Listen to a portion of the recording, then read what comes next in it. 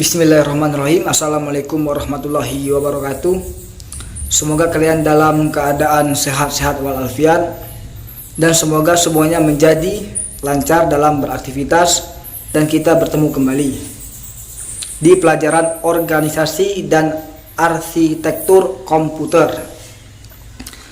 Kali ini kita akan menjelaskan sejarah komputer atau perkembangan komputer yang akan kita bahas, yakni tentang sejarah perkembangan komputer ya.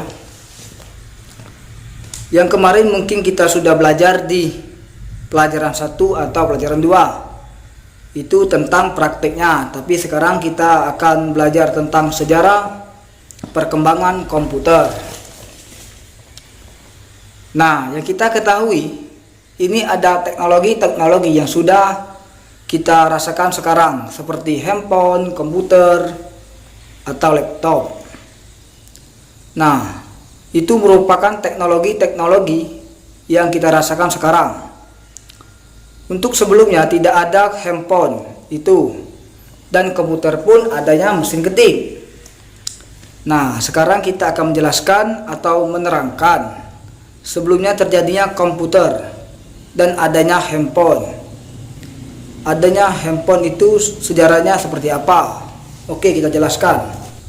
Yang pertama, komputer itu yang kita ketahui di zaman dahulu itu komputernya berukuran yang sangat besar.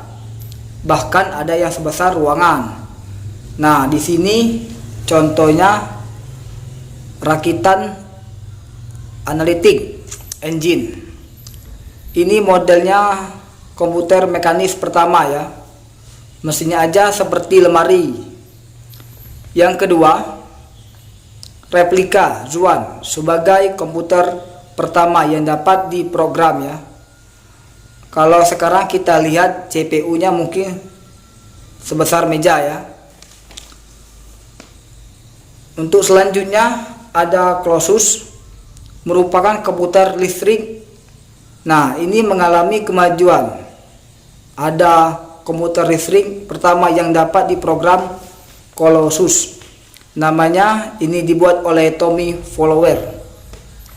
Nah, ini sendiri komputernya sebesar ruangan ya. Yang terakhir ada ENIAC, merupakan komputer digital pertama yang dibuat oleh John Melku.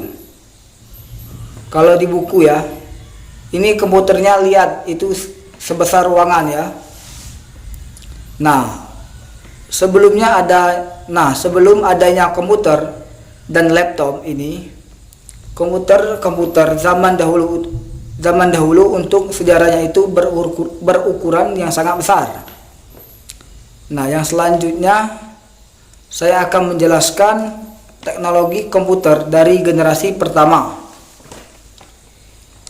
Nah, generasi pertama menggunakan vakum, yang tabung vakumnya berukuran yang sangat besar. Disebut juga komputer ENIAC.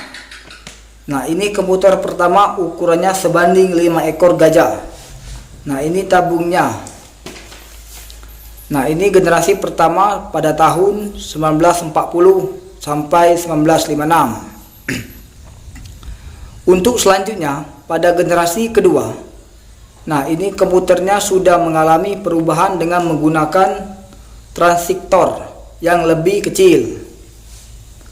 Ini transistor lebih kecil, akibatnya komputer pun lebih murah pada tahun 1956 sampai 1963. Ini komputernya disebut generasi kedua ya. Nih, IBM 7070. Selanjutnya untuk generasi ketiga, ini mengalami perubahan juga karena menggunakan sirkuit terpadu. Jadi yang di sini yang lebih kecil komponennya ya, ada prosesornya dan lain sebagainya. Terlibat sebagai sirkuit terpadu yang ditanam di komputer. memiliki ukuran yang paling kecil. Hal ini mempercepat kerjanya komputer. Ini generasi ketiga pada tahun 1964 sampai 1971. Awal mulainya komputer ada dengan ukuran yang lebih kecil. Selanjutnya, komputer generasi keempat. Nah, ini mengalami kemajuan yang sangat besar karena ada mikroprosesornya yang ditanam di komputernya. Nah, lebih dikenal sebagai CPU. CPU itu tidak terlalu besar ya. Komputer meja yang kita ketahui ada di leg komputernya langsung. Pembuatannya juga mengalami perubahan yang sangat cepat sehingga menjadi adanya laptop, komputer dan sebagainya. Karena ini ditanam langsung di komputernya. Mungkin sekian yang dapat saya sampaikan. Kurang lebihnya saya mohon maaf. Saya akhiri. Wassalamualaikum warahmatullahi wabarakatuh.